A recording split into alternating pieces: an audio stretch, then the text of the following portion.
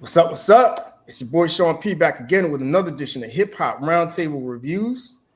Again with my esteemed guests, Reese, King of the North from Torture Talk, Torture Chamber, and also my man Ansem from BLG, aka Bootleg Gang.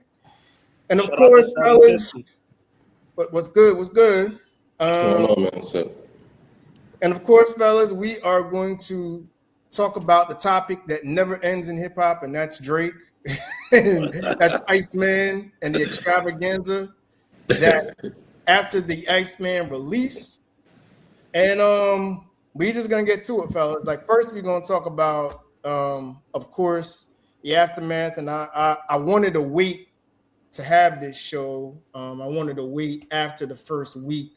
So we got all the numbers and all the projections were settled as far as the numbers that he did. As predicted, he went number one, sold on 460,000 the first week. Talk about what that's going to mean. And also, we're going to talk about the comparison everybody's starting to talk about now, and that is the last three projects from the big three, which is Iceman versus Iceman with Drake, J. Cole with Fall Off, and Kendrick Lamar with GNX. And we're going to talk about that comparison. Is it a fair comparison? Which album really is going to make the lasting impact in hip hop? So we're gonna get to that. So let's just start off top. Let's start off top with did I spell that right? Billboard? I don't know if I spelled that right. Anyway, you spelled it right. Okay, yeah. We know what you mean. Yeah. Yeah, so Drake went number one as predicted. 463,000 in the first week. I'll pull up more of all of the accolades that came up from this project. And of course, people are going crazy over it. People are, doing what they do. They first we'll talk about him breaking Michael Jackson's #1 singles record, as with Janice STFU, which I thought was going to be the hit off of this album. That song. Wait. That went #1? Yes. You lying to me. I swear to God, man. Oh yeah. And I can see it because it's catchy as hell. I mean, you will catch yourself singing that thing even if you don't like it. So I get that. On top of that, in the Hot 100, Drake has 9 out of the top 10 entries. Even at number 9, Too Hard for the Radio made it, which surprises me. That song is garbage. But I'm surprised Dust made it to number 8 because that song is trash too. I could see Shebang making it, even though that dance they have for that is goofy as all hell. But and Run to Atlanta was number 2, and Janice STFU. Janice Shut the Fuck Up, But Make Them Remember didn't make the top 10. I'm surprised at that. Yeah, make them, all of these songs is off Iceman. Yeah, yes, okay. All of these. Yep. All right, I got something to say. And then of course, all 3 of the albums that Drake dropped, Iceman, Habibti, and Maid of Honor, are the top 3 albums out on Billboard.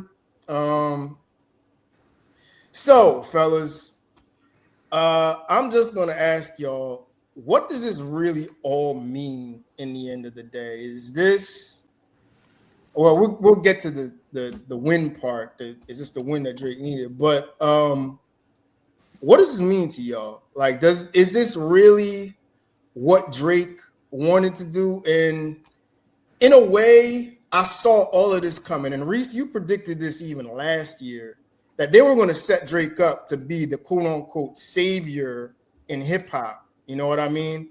So I'm going to leave the floor open. What do y'all think about these numbers that Drake put out? To me, this is all this is all manufactured hype. Like, the reason why I say that is because Drake is a big artist. Drake is always going to stream. We know this. But it's gotten to the point where people are more concerned about his numbers than actually the material he put out. It's kind of like how do I say this? It's kind of like going to a clothing store that's expensive because of the name, but all the products in the store is cheap. But you buy it because it's the name. I think that's what it is with Drake. It's just Drake's name that carries him nowadays. And all of this, this to me doesn't mean anything because he hasn't done nothing to me that actually supersedes this. Like, if he came out with an album that had really good music and he went #1, then I could be like, okay, it's something. But here, we all know, even his own fans know that Habiti and Maid of Honor is trash. Garbage albums, yeah. We talking like it's garbage, but it's in the top 100. And then you got to look at who is he beating? I mean, obviously he's beating Michael Jackson here. Well, Michael Jackson, he's been deceased for years, and that's an album that came out 40 years ago. Yeah, it came out the year I was born. 1983. That's right. 1982. 82, you're right. So he's competing with stuff to me that, because if you look at this, there's no major names up there. Now, if this was Taylor Swift, The Weeknd, Kendrick, Bruno Mars, anybody, Eminem, Jay, anybody that was under him, I could be like, okay. But he chose the right time to come out because ain't nobody got any music out. Yeah. So it looks like he's asserting his dominance, but you really ain't dominating because the other artists that just as big or even bigger than you globally, they haven't dropped the material. If Taylor Swift was in this, he would not have beat Taylor Swift. He even said that himself because he said, that's the only person I will never drop around.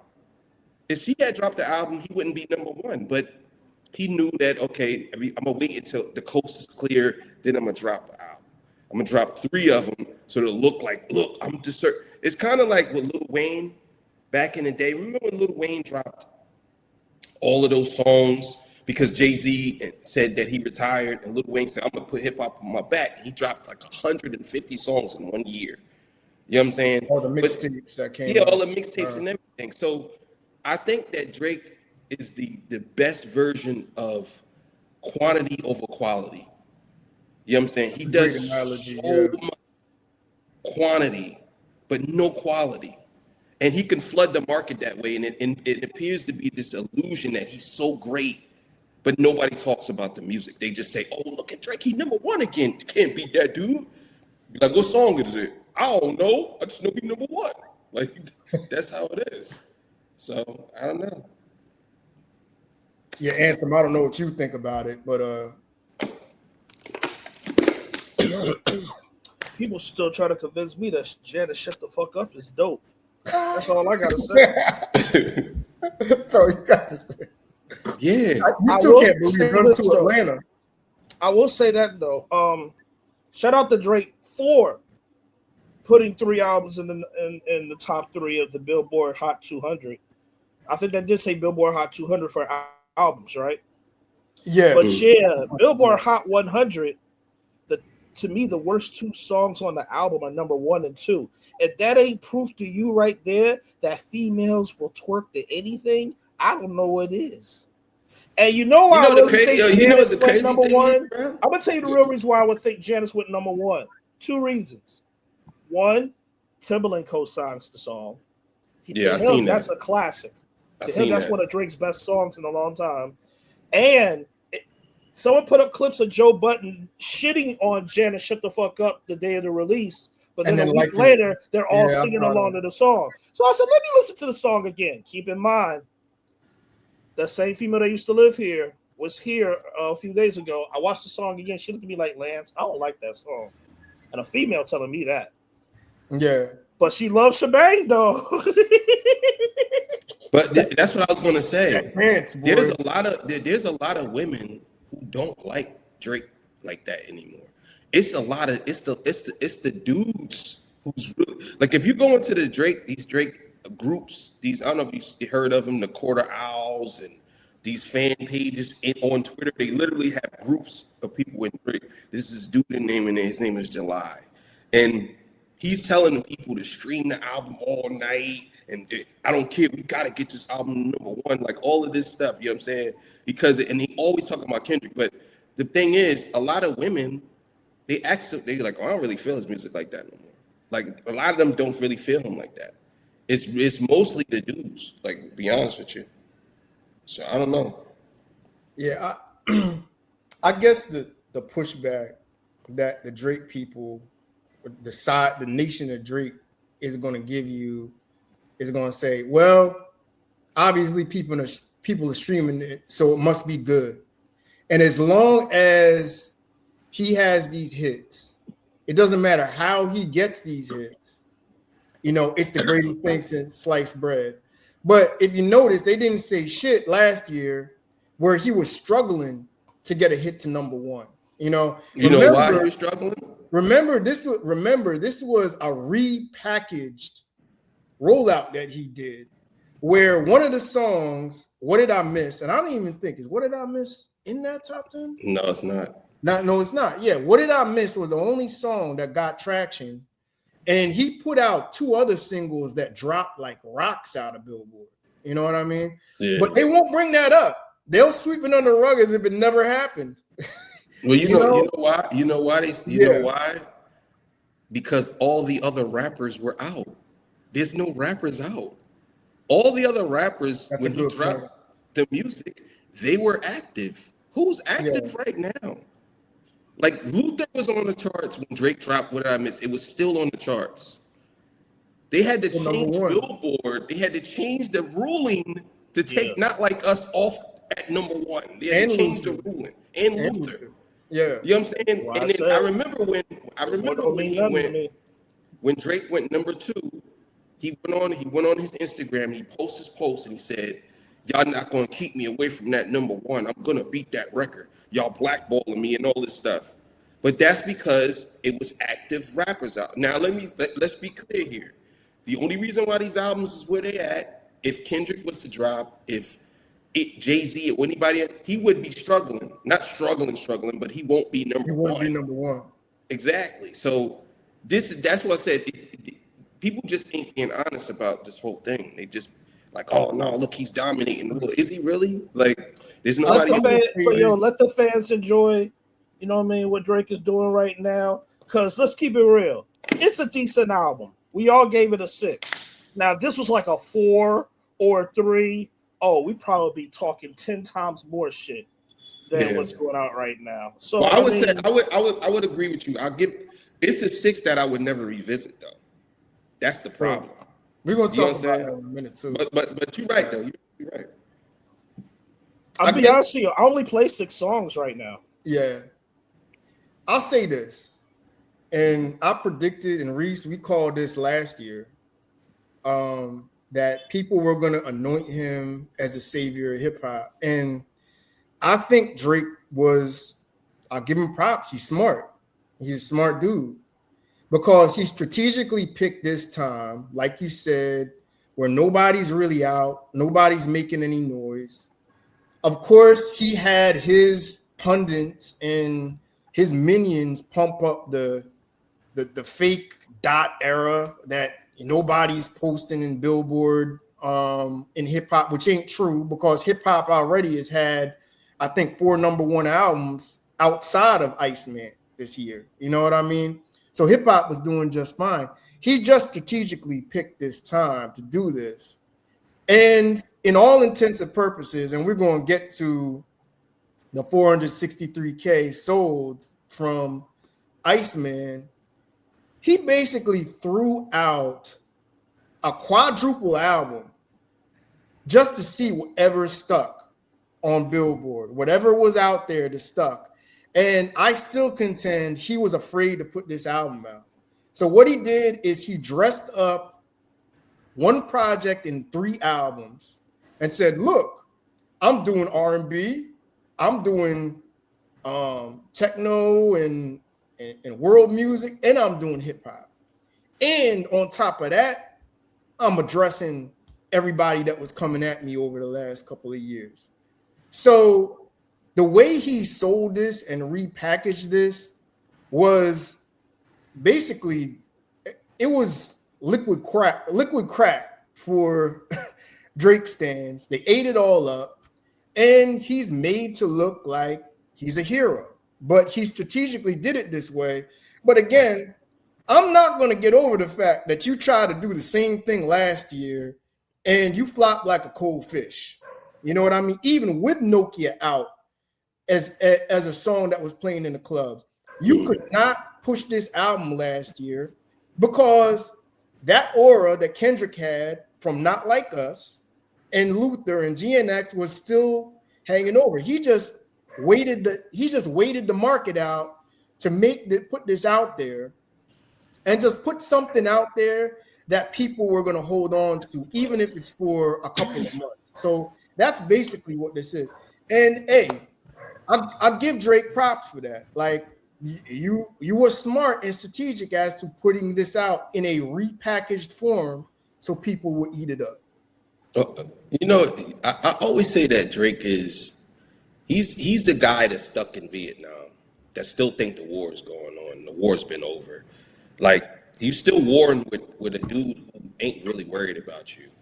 You only making him more popular. You know what I'm saying? Mm-hmm. Let's be clear. Like, you only making that dude more popular because he ain't say a word and you still talking crazy. But my thing about the whole thing flooding the market, I told you before, I knew this was going to happen because Drake is a very popular artist who people don't hold his feet to the fire. Yeah. They just like him. So it's like, oh, I like him. I just like his swag, but they don't really care for, like, some people might care for the music, but they more concerned about the numbers. So him going number one, I wasn't surprised about that. To be honest with you, I think that him getting 463,000, yeah, and then the next day he kind of falls real short. That was more curiosity, because if you look at the other albums, they didn't do that well. I mean, I'll put it to you like this: Drake is Drake. If his fans really loved him like that, then every project he would have put out would have been around 400. Why is it only one of them is 4, then the other is 1? And they all came out at the same time. You know what I'm saying? I'm glad you brought that up because I'm glad you brought that point up because that 463K is not what people make it out to be. Get that off your screen, by the way, Sean. What happened? Yeah, yeah. I saw that. Yeah, good luck, man. That 463K is not what people make it out to be. First of all, like, and see, of course, Drake fans are trying to move the goalposts again.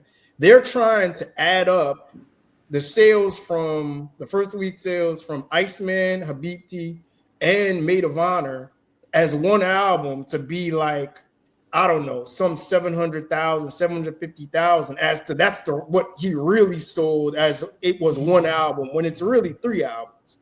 And really, the other 2 projects took away streams from Iceman. I mean, in the end of the day, Iceman, the way it was promoted, and it had maybe the biggest promotion campaign in hip hop history, really should have done like 800,000 the first week. But the way I don't know about all that it is, huh? I don't know about all that. I think it's still what it was supposed to do. I mean, some people said that he could have went gold the first week. That I agree, whether the album was good or not, but it's starting to make sense why he put out 3 albums because he's looking at it like it's insurance. That's exactly right. I was just going to say that. It is exactly insurance because if he was not confident that Iceman was going to do what it was supposed to do from his failures last year. So he said, you know what? Let me tack on some other, club hits and dance tracks so somebody would like it. So I could dress it up as 3 projects that people embrace instead of 1.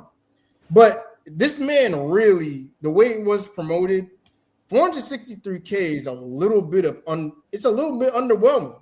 I mean, and of course the other projects took away from Iceman as well. And another thing too that struck me as funny, and it's been floating around online, is out of the 463,000, only 13,000 physical copies were sold off of this.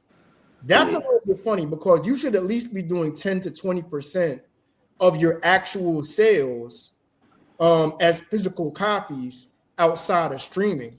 Now, in that case, I think the only physical copy for Iceman was to purchase the MP3 download, because he hasn't put this out on CD yet because he threw these 3 albums out. So he didn't put it out on CD. Okay. Yeah, but if you purchase MP3, that counts as a physical copy. Okay, I get what you're saying. So it's really more people listening to the album than purchasing the album. That's why people are feeling, people are still listening to Iceman right now. And people are saying that Iceman is starting to age better. It's not that Iceman is starting to age better. It's just more people listening to the album now. Not everyone watched it. Not everyone in the world listened to it the day it came out. But let me hip hop did, but not the world really. That's why I say insurance, because there were some people. I'm finding out there were people that listened to Beta Iron and Habiti first because they like singing Drake more. You know what I'm saying? That's a totally different market. Is it really aging well when the album sales drop by 50% in the third day? If you want to talk views, yes. If you want to talk about listening, there's people that's starting to break down this album sonically. There's a reason why Timbaland said Janet Shut the Fuck Up was a classic for a reason. He probably not looking at it the way that I'm looking at it, but he's looking at it sonically. We're talking about Timbaland, one of the greatest hip-hop producers that's all for AI right now. He's seeing like stuff that was done in that song that he can see being bitten in the future. Yeah. Well, I think he got. But he's not even the first to do that, because ASAP Rocky did the same thing on "Don't Be Dumb," if I'm not mistaken. Yeah, that's what I was gonna say. He got that from somebody. That whole pattern. There's a dude that I can't remember his name, but there's a dude who said that this was his song, not his song, but that pattern. But that whole thing about, to me, Drake is very smart at manipulating the situation. And with him doing this whole thing here, putting out 3 albums, it's more about the optics than actually the music. So people see that and they say, damn, he got 3 albums out. He must be. And then his name alone holds weight. So it's like, oh shit, Drake got 3 albums out? That's crazy. Because people I don't want to diss people, but people are not really in tune and shit like that. They just look at something and they make a decision. Nobody really digs deep into anything anymore. You know what I'm saying? And I think he got that off. All Drake had to do in his head is make a little bit of good music. That's it. And everything else would carry him. His name would carry him. Just make just a little bit of good music. Perfect segue. And I think that's what he did with with Iceman. He made a little bit of good music, but the other 2 albums is more for optics. And he wanted people to see that he actually did something that had never been done in hip hop. But here's the thing. We can't count those as hip-hop albums. Those 2 albums are not hip-hop albums. And he's not the first. E40. See, I didn't know that. You told me something. Yeah, that's true. And not only that, Frank Ocean put out 3 albums. We can't hear you, bro. You can hear me now? Yeah. You can hear me now? Or? No, I can't hear you. I can hear you. But no, I was saying, and he's not the first to do that, E40. Now, he may be the first to do it in this digital era, but then again, when did that triple album by E40 come out? It was 2000 something. Yeah, you might have to go ahead. But no, here's the thing. This is 3 different albums. I get it that you said E40. I don't know if E40 had 3 different albums, the names. You get what I'm saying? Yeah, but he promoted it as 3 different albums, but it still sold the same way as 3 albums. Just like how Nelly put out 2 albums in 1 year, it's no different from a double CD. It just happened to be 2 separate albums. That's true. Yeah, but these are not. What I'm saying is, why do people keep saying that he did something in hip hop that's never been done. Those are not hip hop albums. The reason why people are saying that is because, one, they're using your reason as a validation. Because those are not hip hop albums, that puts them beyond hip hop. But here's the difference. No one ever listened to the Lauryn Hill, the Miseducation of Lauryn Hill, and called that a pop album. They called it an R&B album, but they never called it a pop album. Yeah. Like, Made of Honor is not an R&B album. If anything, isn't that supposed to be like a dance album? That's dance. Dance pop album. That's dance. Habiti is not an R&B album, even though he had 2 R&B songs on there. That was more pop than R&B. Can we agree with that? Pop, sing, all rap. All of his R&B was in Iceman. Iceman was rap and R&B. But see, the thing is, Drake is the only artist that I know outside of Lauryn Hill. Well, Lauryn Hill, let's just keep her out of it because she did 1 album and that's it. So I can't really say. Drake is the only artist that I know that people try to slide him into multiple categories, especially when it comes to R&B, especially when it comes to hip hop. I understand that Drake with the melodies, I get it, but at the same time, when I'm looking at these other 2 albums, I don't even get the feel of hip hop. But he knows that he can keep people around by keeping certain people, like Sexy Red. Sexy Red is not a pop star, you know what I'm saying? But he keeps her on the album and he uses her. Central C is also not a pop star. But guess what? To some people, Sexy Red is not hip hop, even though she technically is. People don't view her as hip hop, so it fits on those 2 albums. What do they view her as? Ratchet shit. I guess. I don't know. A female told me, my own relative, I don't listen to rap music. I listen to ratchet shit. And I'm telling her, it's all the same thing. She said, technically, yes, but I can't look at that as hip hop like I look at J. Cole or Rhapsody as hip hop. I have to look at that as let's go to the club type of hip hop. Because they always said hip hop was always like this. The 69 Boys, Soulja Boy. Yeah. Sexy Red is from that cloth. You know what I'm saying? Mm-hmm. Yeah. I get you. And Central C, technically you're right, but just because he was more what do you call that? The British drill or the British grime and not American hip hop, he kept him off of Iceman also. You know what I'm saying? Yeah. But I want to make this one Iceman, do you really look at Iceman as 100% hip hop album, or do you look at it as a rap R&B album, just like you look at Missy Elliott, her albums, rap and R&B? I'll look at Iceman as a hip hop album. Okay. And because most of the album is targeting hip hop artists. Yeah, he did it more in this than he did on recent albums. Like For All the Dogs was definitely a lot of R&B. That was more R&B. But I want to make a point about something. Here's the thing that I really have a problem with is people saying that they skip over some sexy songs for you. That's 100% a Drake album. And the reason why I say that is because he had 2 of the lead singles.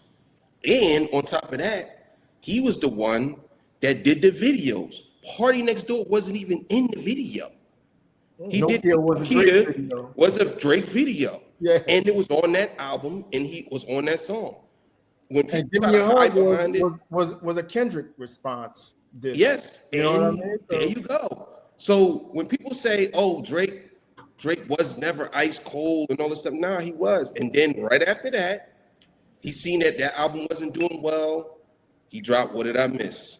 And then "What Did I Miss" didn't go #1. He did the song with Central C. Then he did this. This is all in Iceman, the Iceman era, from the episode 1, episode 2, episode 3. Then he gets all the way till now, and then he drops Iceman. And then the other 2 songs, which I say that he thought that he was going to get it off by putting the other song.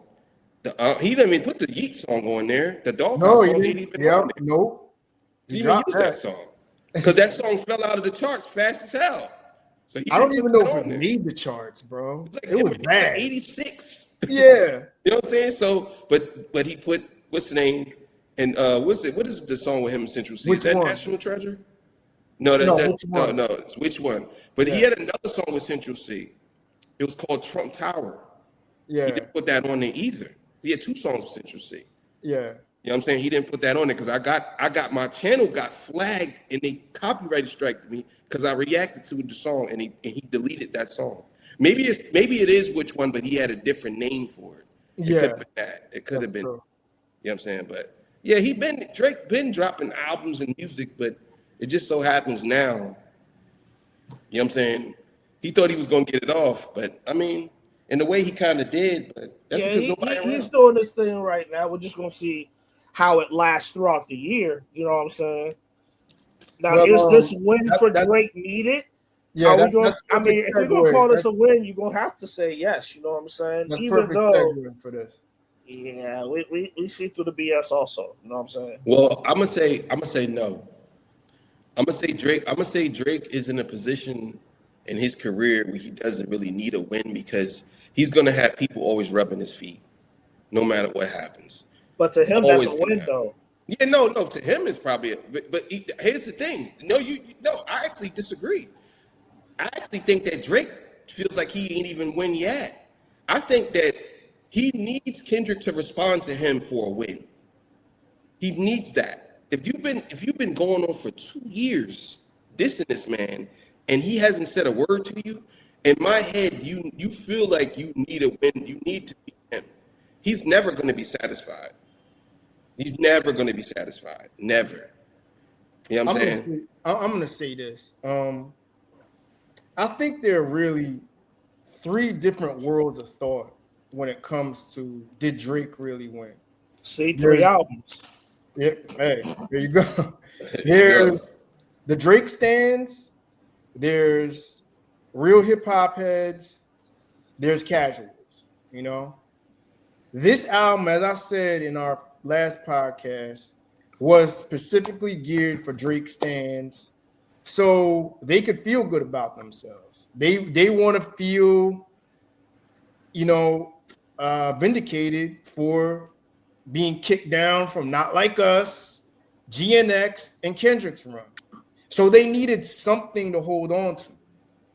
All Drake had to do, and again, I think Drake was strategic and smart by doing this, was say, look, all we got to do is go number 1. All we got to do is outperform what GNX did. And we're going to make sure we do that by putting out 3 albums. And they're going to like something because I'm just Drake. You know, It could be old shit. It could be some new shit that he cooked up. Doesn't matter. And not for nothing, some of them songs are catchy, like Janice STFU, even Shebang, as corny as the dance is. They're catchy songs. So something's going to stick, you know? So that's all he had to do. And also break Michael Jackson's record because, and I actually want to speak a little bit about that because now, and I saw what Drake said in his cryptic post with Michael Jackson's likeness on there. I thought it was disrespectful. But anyway. What did he say? He said something. He had Michael Jackson like a likeness, like a drawing of Michael Jackson. But instead of paying homage to him, he said something to the effect of, I was meant to change the game and the game is mine now, or something like that. You know, it wasn't even like, I want to pay respect to Michael Jackson for holding the record for so long as one of, the greatest pop star, pop icon of all time. And I'm honored to, be part of that. He never paid homage to Michael. He basically said, Michael, get the fuck out of here. I'm here now. It's my game. You know what I mean? And I thought that was disrespectful. But back to my original point, there are 3 schools of thought. And again, the Drake fans, they got their day in the sun. They got their win because he got all they care about is their numbers. And they can use this and say, see, Kendrick never took him out. But see, the casuals and the real hip hop heads, they know what's really up because the casuals only came for this record, as Reese said, because they wanted to see what he's going to say about Kendrick. And that 50% drop in sales on the third day basically told me the casuals weren't impressed. You know, the real hip hop heads, we know what's up. This ain't gonna hide the fact that you had a flop of a rollout last year where 3 singles were duds. That's not gonna change the fact that GNX totally washed sexy songs for you. That's not gonna change the fact that you did all of this sneak dissing on Kendrick, and I listened to it again, and I caught more disses on Kendrick. He dissed Kendrick on every song outside of the one that he's talking about the girl on Iceman. The one song towards the end, he took a shot at Kendrick on every song. Talking about the Bride song? Yeah. They talking about Rihanna. Exactly. So, but the thing about it is this ain't going to change the fact that since Part 6 dropped, you have taken 2.5 years through Sexy Songs for You, through the failed rollout of last year, or What Did I Miss, through all of Iceman, and even some on Habibti to diss Kendrick Lamar and go at one song, and that's Not Like Us. You did all of that to avenge one song, and to me, you still can't match that energy. You know what I mean? This ain't hit the fact that you're doing all of this with an active lawsuit out because the diss hit you so hard and offended you so hard that you couldn't handle it. So this is all of this to me, like the Michael Jackson record, 463K the first week, number 1, 2, and 3 on Billboard album chart. It's all window dressing to me because it's not going to hide the fact of what really happened, you know? And on top of that, and Reese, you brought this up, I don't want to hear no more shit about, well, Kendrick was using Drake's name for clout. Rick Ross is using Drake's name for clout. Then tell me what the fuck is this when 90% of Iceman is sneak disses towards Kendrick and taking shots at other rappers that you don't like. So you mean to tell me that Drake isn't using Kendrick for clout now? Because obviously you know you are, because the casuals, they came to the yard because they wanted to see what you were going to say about Kendrick, and they weren't impressed. You know, the hip hop heads, they weren't impressed either. So all you're really left with is your stand base, which they were going to pump your shit up and feel good about whatever the fuck you did.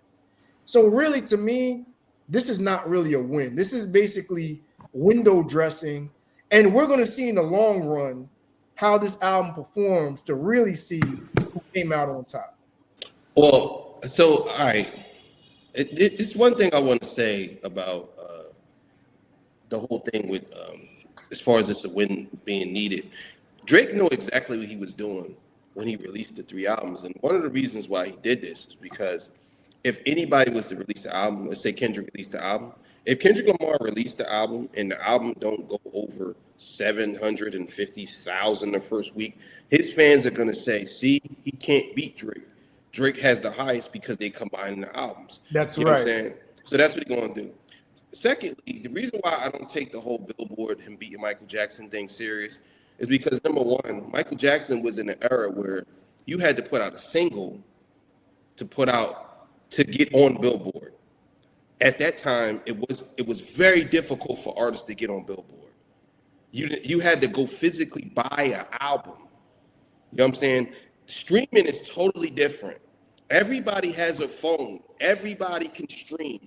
You know what else they stream from? YouTube. YouTube is free. You don't have to pay for any music anymore.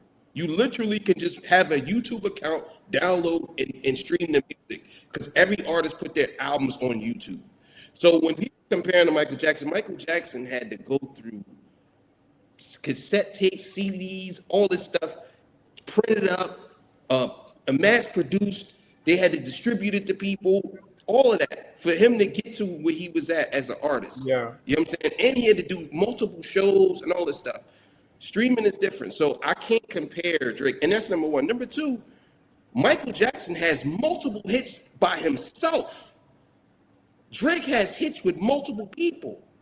So he don't really have that many hits by himself, believe it or not.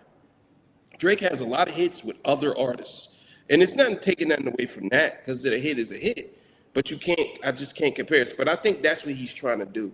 He wants to put himself in a position where he can put out and say, look, I sold more than Kendrick can't do this. But there's one thing that people are not paying attention to. And I say this all the time. Drake might rule the streaming world, but Kendrick rules the accolade world. And the accolades go further. You know what I'm saying? In my opinion, eventually Kendrick, I ain't gonna say he will catch up to Drake's number ones, but Kendrick is still winning awards right now as we speak. He just won an award today. A BET award or something? Or, no, it was the American Music Awards. American Music Awards, yeah, that's right. So if he's still racking up achievements because of his art versus a guy who's manufacturing and putting out stuff just so he can say he's winning, it just looks weird to me. And I'm sorry, like you can say what you want. I'll never respect the streaming era versus the actual albums and CDs era. I just won't, because to me, a lot of these numbers can be manufactured and botted and all of that. And listen, I'm not trying to get into the whole bot scandal thing with Drake or Kendrick Lamar, but let's be honest, it's easy to fabricate. I mean, and it's easy to pump these numbers up bigger than they are. So really, just because you stream something, I mean, I question things like that 13,000 physical copy or 13,000 actual units sold versus the how many that was streamed out of the 463,000. That speaks volumes, you know. So to me, in my personal opinion, this is not that impressive. Well, you know why To Pimp a Butterfly I believe it went 2 times platinum. One of those was because he sold physical copies. He sold 1 million copies. Yeah. Of To Pimp a Butterfly physically.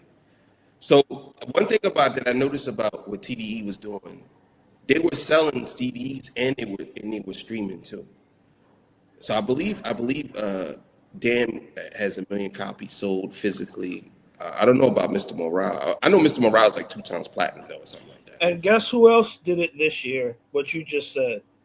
That J. Cole. That's right. Yeah, there's another one. Yeah, so 600,000, which you're gonna get to in a minute. But yeah, to sum it all up, you know, like I don't think this is the win that people will say, but of course, and I got a question for y'all. Do you think that this is where the whole generational divide comes into hip hop? Because I almost think like when it comes to Gen Z and Gen Alpha, if you tell them something, it's truth. So if they tell you, oh, well, you know, Drake has all these number ones and went number one in this week, okay, Drake's the best just because of that.